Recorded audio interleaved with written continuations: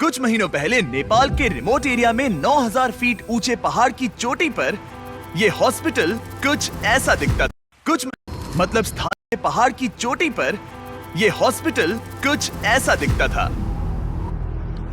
इतनी दूर रहने की वजह से इस कम्युनिटी में बिजली नहीं है, मतलब स्थानीय डॉक्टर्स अच्छे मेडिकल इक्विपमेंट तक नहीं पहुंच पाते और अक्सर उन्हें सिर्फ टॉर्च और बहुत ही बेसिक टूल्स का इस्तेमाल करके अंधेरे में सर्जरीज और कॉम्प्लेक्स मेडिकल प्रोसीजर्स परफॉर्म करनी पड़ती हैं। बेहतर देखभाल की जरूरत पड़ने पर एक बेहतर मेडिकल फैसिलिटी तक पहुंचने में घंटों लग सकते हैं। इन प्रॉब्लम्स की वजह से कई मौत और मिसकैरेजेस भी हुए हैं। तो हमारे long term partners give power, जिनके साथ हम अपने पिछले 3 फिलैंथ्रोपी वीडियोस में काम कर चुके हैं, उन्होंने डैन और डैरेन को इस समस्या का हल ढूंढने में मदद करने के लिए खोलोग्विन की यात्रा पर चलने को कहा, जहां उनका धूमधाम से स्वागत किया गया पृथ्वी पर सबसे खूबसूरत जगहों में से एक में।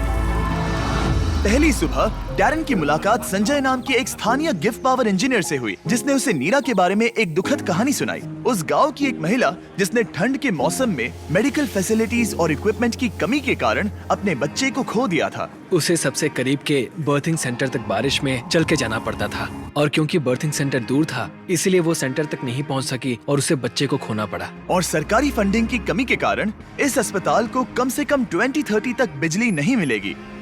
अगर अस्पताल अच्छी बर्थिंग फैसिलिटी के साथ चालू होता तो फिर मामला पूरी तरह से अलग होता। डैरेन जानते थे कि हमें जल्दी कुछ करना होगा ताकि ऐसा दोबारा ना हो, तो वो मेलिसा से भी मिले, ग्रीन प्रोग्राम की फाउंडर, जो इस विशाल प्रोजेक्ट को पूरा करने में मदद करने के लिए ढेर सारे स्टूडेंट्स और वॉलंटियर्स को लेकर आई।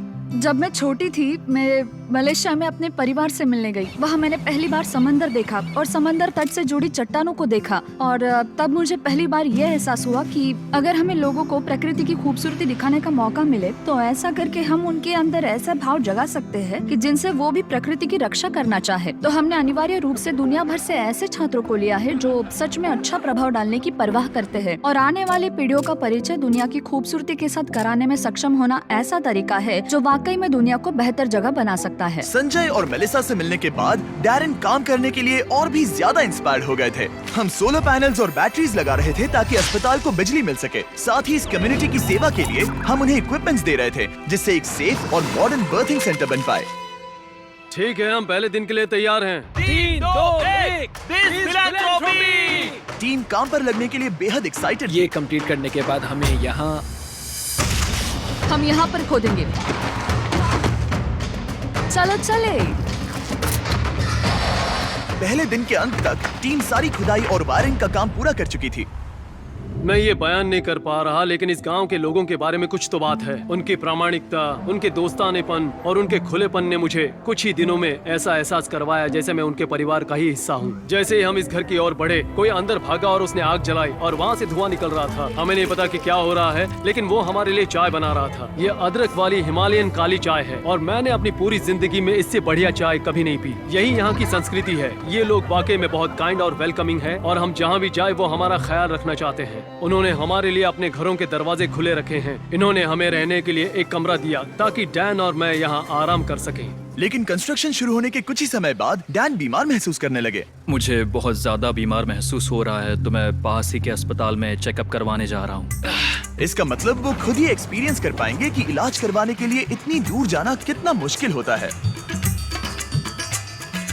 जैसा कि आप देख सकते हैं, यहाँ पर सब कुछ लॉक्ड है और ये कड़वी सच्चाई है। अगर आप आसपास के किसी गांव में गंभीर रूप से बीमार हैं, तो आपको अपने सबसे नजदीकी हेल्प सेंटर पहुंचने के लिए भी 7 घंटों की यात्रा करनी पड़ेगी। खुशकिस्मती से वहाँ पर एक नर्स थी जो उनका चेकअप कर पाई।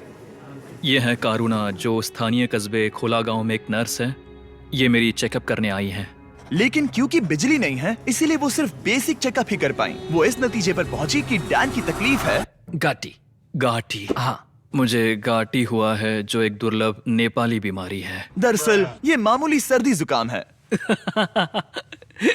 लेकिन इतने बड़े कम्युनिटी के लिए अक्सर इससे भी ज्यादा सीरियस केसेस होते हैं, जिनके लिए इमीडिएट और कॉम्प्रिहेंसिव ट्रीटमेंट की जरूरत होती है, जो कि अवेलेबल नहीं है। इस प्रोजेक्ट पर सब कुछ निर्भर था। टीम पहले से ही दबाव महसूस कर रही थी, इसलिए जब तक डैन आराम करता, टीम ने काम जारी रखा।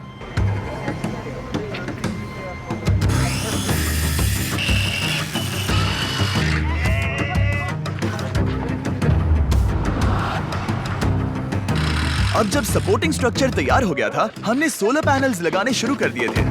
संभल के, हाँ, आराम से।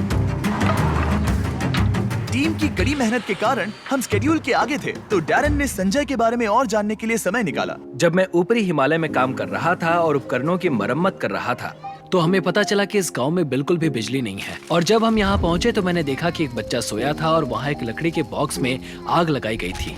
और मेरे दिमाग में अचानक आया कि इस तरह के उपकरण हम भी बना सकते हैं। और उसके बाद मैंने यहाँ नेपाल में एक टीम बनाई और फिर हमने एक बेबी वार्मर बनाया और हम इसे नेपाली में न्यानो न्यानी कहते हैं, जिसका मतलब है एक गर्म बच्चा। न्यानो नानी इतनी सफल हुई कि इसने यूएसए में पीपल्स चॉइस अवार्ड जीता। मुझे लगता है कि ये मेरे लिए एक सपने के सच होने जैसा है, क्योंकि मेरा लक्ष्य इस तरह के वार्मर का निर्माण करना और लोगों को जागरूक करना कि इस तरह के रिमोट एरियाज में हॉस्पिटल्स का क्या महत्व है। सिंपल मेडिकल इक्विपमेंट से जान बच सकती है, ये समझने के बाद डैरन ने 10 और बेबी वार्मर्स खरीदकर संजय को सरप्राइज किया, जिन्हें वो इस तरह के बाकी कम्युनिटीज को डोनेट कर सके। संजय, मैं तुम्हारे पास से 10 और बेबी वार्मर्स खरीदना चाहता हूँ और तुम इन्हें जिस भी हॉस्पिटल या कम्युनिटी में बांटना चाहते हो वहाँ बांट सकते हो। तुम्हारा बहुत बहुत शुक्रिया डैरन, ये मेरे और मेरी टीम के लिए बहुत मायने रखता है। Thank you so much. सिर्फ एक दिन बचा था, हम कंस्ट्रक्शन पूरा करने के बहुत करीब थे और पूरी टीम आखिरी सोलर पैनल पर साइन करने के लिए एक साथ आई।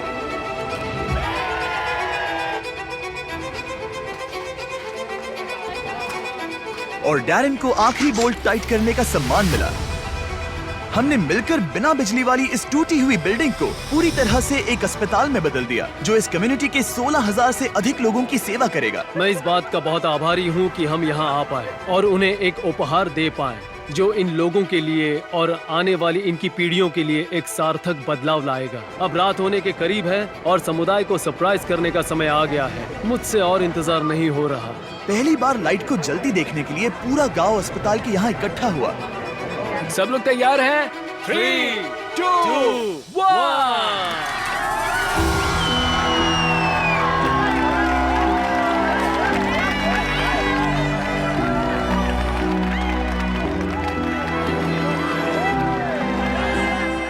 किसी कम्युनिटी में पहली बार रोशनी जलते देखना एक बहुत ही खूबसूरत एहसास है और इससे इस समुदाय के साथ शेयर करने में मुझे बहुत अच्छा लगा। अगली सुबह संजय ने नीरा को वापस अस्पताल बुलाया ताकि वो उसे अपने बेबी वार्मर्स के साथ सभी नए इक्विपमेंट्स भी दिखा सके। आज उसके अंदर एक उम्मीद जागेगी कि जिस दौर से वो गुजरी उससे किसी और को कभी गुजरना नहीं पड़ेगा। वो इस बर्थिंग फैसिलिटी के लिए बहुत खुश है। आखिरी सरप्राइज से पहले मैं इस वीडियो के स्पॉन्सर्स को थैंक यू कहना चाहता हूँ। दुनिया का सबसे टेस्टी स्नैक, नहीं फीस्टेबल्स नहीं, केलॉग्स। सिर्फ अभी के लिए, क्योंकि वो हमारी मदद कर रहे हैं। आज से 31 जून 2024 तक केलॉग्स माइनक्राफ्ट के साथ मिलकर आपको इस तरह के exclusive character creator items free में दे रहे हैं, जैसे कि एक कैमल हैट, एक एक्सोलॉटल हैट और एक cherry blossom dress. In game इस्तेमाल करने के लिए केलॉग्स सीरियल के स्पेशली मार्क्ड बॉक्सेस को खरीदने पर, जैसे कि ये Kellogg's fruit loops, frosted flakes, apple jacks और कॉर्न पॉप्स। गोल है तीनों कैरेक्टर क्रिएटर आइटम्स को जमा करना और इस सब के साथ साथ माइनक्राफ्ट और केलॉग्स ने आर्बर डे फाउंडेशन के साथ पार्टनरशिप की है। आर्बर डे वही फाउंडेशन है जिसकी मदद से हम टीम ट्रीज बना सके और वो यूएसए में जरूरत के कारण 2.5 लाख पेड़ लगा रहे हैं। ये कमाल की बात है। और जानने के लिए डिस्क्रिप्शन में दिए गए लिंक पर क्लिक कीजिए, सारे टर्म्स और कंडीशंस देख लेना। ओके फीस्टेबल्स, इसके लिए माफी चाहता हूँ, लेकिन लोगों की मदद के लिए करना पड़ता है। थैंक यू केलॉग्स वीडियो को स्पॉन्सर करने के लिए। अब वीडियो कंटिन्यू करते हैं। संजय से बात करने पर हमें पता चला कि भले ही वो नेपाल से हैं, लेकिन वो कभी एवरेस्ट पर नहीं गया और इस विशाल पर्वत को देखना हमेशा से उसका सपना रहा है। इसीलिए आखिरी सुबह हमने उसे एक सुनहरे मौके के साथ सरप्राइज करने का फैसला किया। हम एवरेस्ट के इतने करीब आए हैं तो वहाँ जाना तो बनता ही है। हम संजय को एवरेस्ट पर वहाँ तक ले गए जहाँ तक हेलीकॉप्टर हमें ले जा सकता है। हवा की कमी के कारण डैरन, डैन और संजय वहाँ सिर्फ 2 मिनट ही बिता सके, क्योंकि उसके बाद उन्हें ऑक्सीजन की कमी से हाइपोक्सिया हो सकता था। डैरन और मैं आज तक कभी एक साथ इतनी ऊंचाई पर नहीं आए हैं। मुझे तो यकीन ही नहीं हो रहा। एवरेस्ट को देखकर संजय भावुक होकर अपने घुटनों पर आ गया। मैं बहुत खुश हूँ। यहाँ आना मेरे लिए एक सपने की तरह था। और एक बार फिर से मैं हमारे पार्टनर्स गिव पावर और ग्रीन प्रोग्राम को ये सब के लिए शुक्रिया करना चाहूंगा। ऑब्वियसली ये प्रोजेक्ट बनाने में बहुत मेहनत लगी, तो अगर आपको इसके बारे में और जानना है तो डैन ने इसका बिहाइंड द सीन्स वीडियो बनाया है, जिसका लिंक डिस्क्रिप्शन में मिल जाएगा। 20 फिलैंथ्रोपी शूट्स पर पर्दे के पीछे ये सब होता है। मजे करो। इसे ऐसे क्लैप करो, समझे? मैंने देखा है कि आप वीडियो खत्म होने से पहले ही चले जाते हो, तो इस बार बैकग्राउंड में कैट वीडियो चलेगा। ताकि मैं बोलता रहूं और आप बस सुनते रहे। इस वीडियो से आने वाला एड रेवेन्यू और जनरल रेवेन्यू दोनों का 100% बीस फिलैंथ्रोपी को जाता है। तो इस वीडियो को देखने से ही आप लोगों की मदद कर रहे हैं। प्लीज जाकर और वीडियोस देखो और अभी के अभी सब्सक्राइब करो।